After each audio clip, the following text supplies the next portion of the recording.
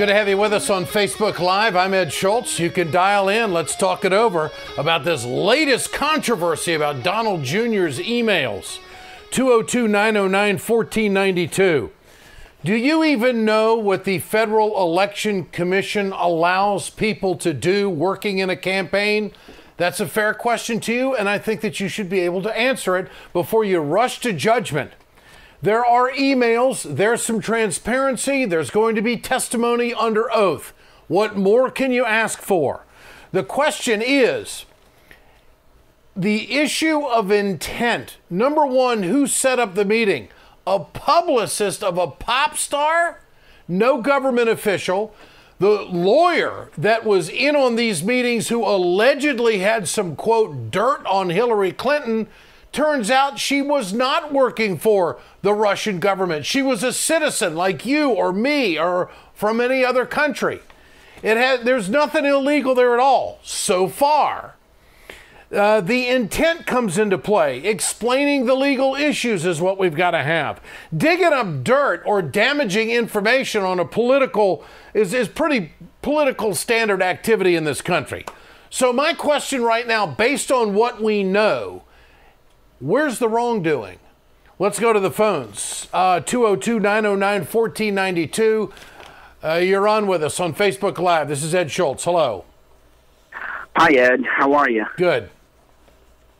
I wanted to know why the mainstream media is blaming Russian President Vladimir Putin for fracking that happened under the previous administration. I don't know. They blame everything on Russia these days. It's interesting how the Democratic Party has shifted. They used to be the party that thought we could get along with Russia. Now everything's wrong with Russia. Look, if they can hang something on Donald Trump to get rid of the President of the United States, they're going to do it. And my issue with all of this is that it's disfocusing the country. We're not making any progress, for instance, in the steel industry. We're not making any progress in manufacturing. We're not making any progress in jobs or trade agreements.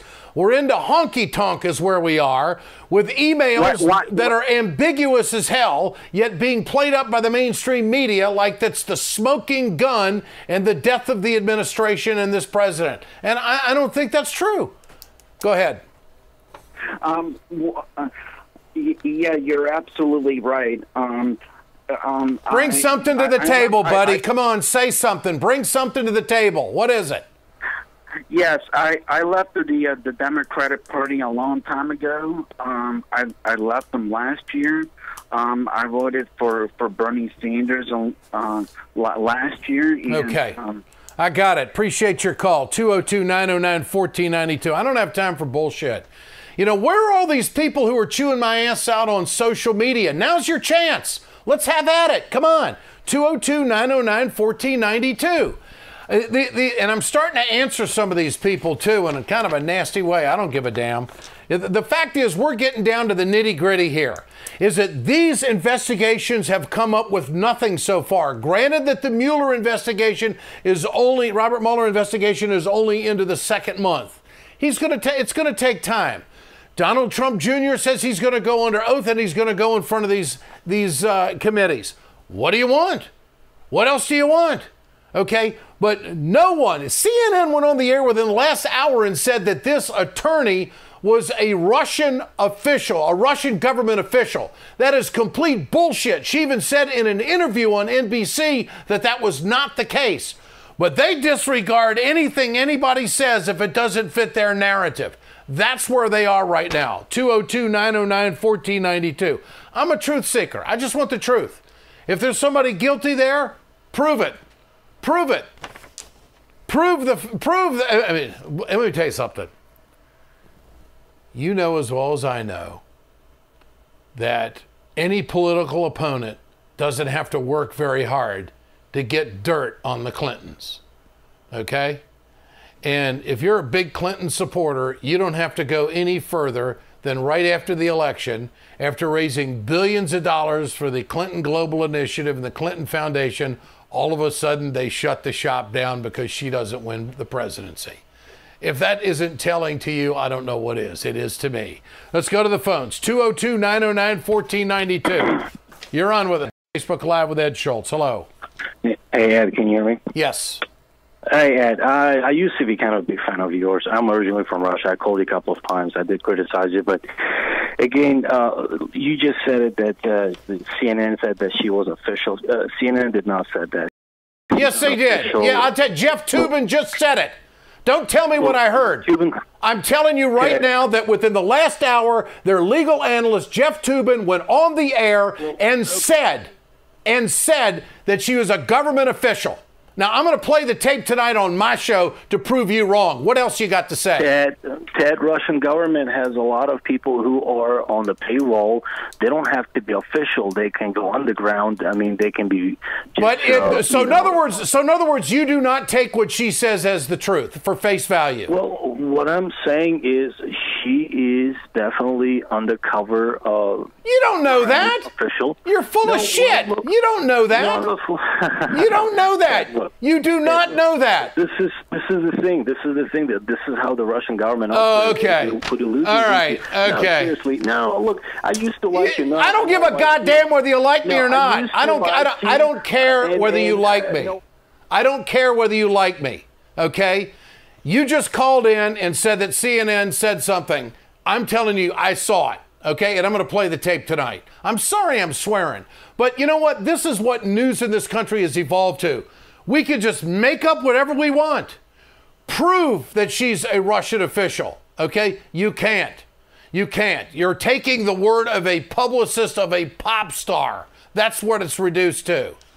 You're on Facebook Live with Ed Schultz, 202-909-1492. Go ahead, you're on with us. Hello, Ed. My name's Dennis Miller. I called before, and I certainly hope you watch your blood pressure. I'm fine. I'm on medication. Everything's good.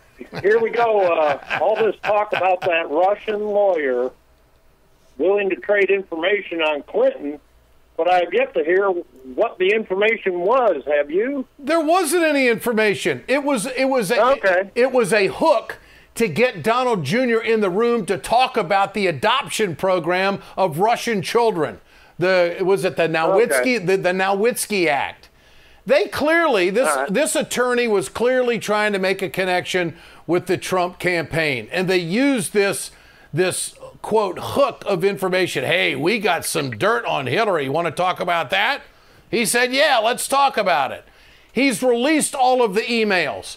Where's the smoking gun? Where's the legal liability here? No one's answering that question. Well, they alluded to it, and they never really explained that clearly, everything I've watched on it. I'm appreciative that you're on top of it, Ed. You've been a fan of mine for a very long time. I have been a fan of yours. I hope you've been a fan of mine. All right, thank you. Appreciate your call. 202-909-1492. You're on Facebook Live with Ed Schultz. Hello. Go ahead. You're on. Hello. Hello? Yes, go ahead. Thank you for calling. Hello? Yes, you're on with Ed. Hello. Hi, Ed. I'm a big fan of your show on MSNBC that used to be on. And in your opinion, how do you think Trump's doing right now as president? Do you think he's doing better? Do you think he's doing worse? Like, what's your opinion? Well, first of all, I'm not the biggest fan of the world of Donald Trump, but I'm also not a fan of trying to destroy presidencies just because we don't like the guy. And I think that's where the Democrats are right now. That being said, I think he had a successful meeting at the G20. I think that he's making progress with deregulating a lot of things. And I'm talking about his agenda. I'm not talking about whether I agree with it or not. Let's be clear here. He's put a conservative on the Supreme Court. He's putting out tax cuts for the wealthy, which these are all conservative things that these people love. So he's on pace to accomplish what the conservatives want him to do. Now, if there are legal problems with his campaign, this is all going to come out. But right now, I'm not convinced that there's a smoking gun. There's an investigation going on. So from a conservative perspective, I think that Trump has had a pretty good run so far. You could just name the Supreme Court, and that's enough. That's all the conservatives want anyway, is the courts. So that's that's my quick take on it. Not being a big fan of Trump and what he's doing. Okay? Thank you. 202-909-1492. You're on Facebook Live with Ed Schultz. Hello. Hello. I was wondering what you thought of the tweet that Donald Trump Jr. put out as to try and scoop the New York Times on releasing his emails that possible collusion was going on, or was he just thinking, oh, this will be great if we could have dirt on anyone? Well, first of all, the New York Times has retracted several stories so far within the last month dealing with the Trump administration, okay? So just because it's in the New York Times doesn't mean it's 100% true. But it does mean that we have to be aware that this has to be vetted legally. What the Times is reporting has to be vetted legally. Now, the way I see it is that it's not unusual to get a lawyer when everybody is after your ass, okay? So, but Trump, this is all going to come out. And so far, Donald Trump Jr. has shown some transparency in releasing the emails. And if there are more emails, they'll come out. But we're going through the Federal Election Commission rules and regulations and laws. We can't find the wrongdoing right now based on these emails. And that's not being reported in the mainstream media in this country right now. At least not today, it's not. Okay? Okay. Thank you. Okay, perfect. Thank you. 202-909-1492. 202-909-1492.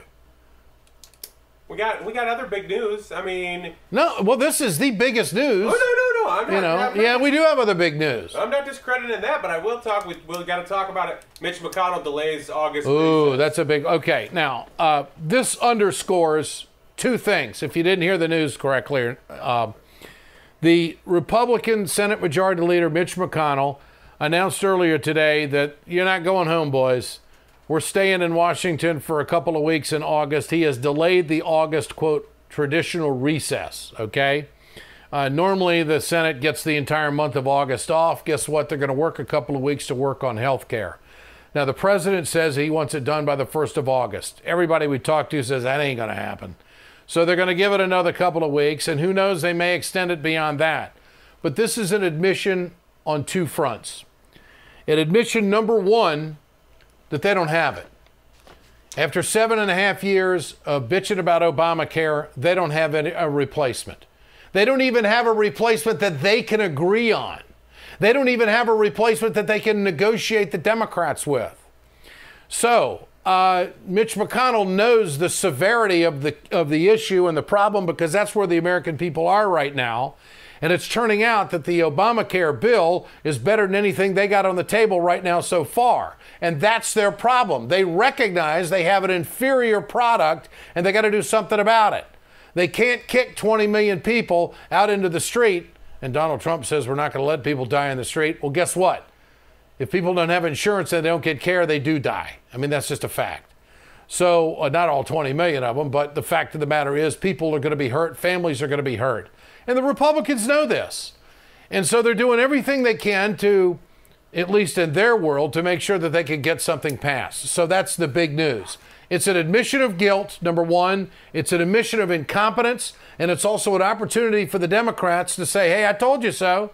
And Schumer is out there saying, we're willing to work with you and make Obamacare better. But on the other hand, the Democrats aren't revealing, okay, tell me how you want to make Obamacare better. Tell me what you're going to do to, quote, fix the problem that everybody's having with increased rates and no competition in some states. That's the issue.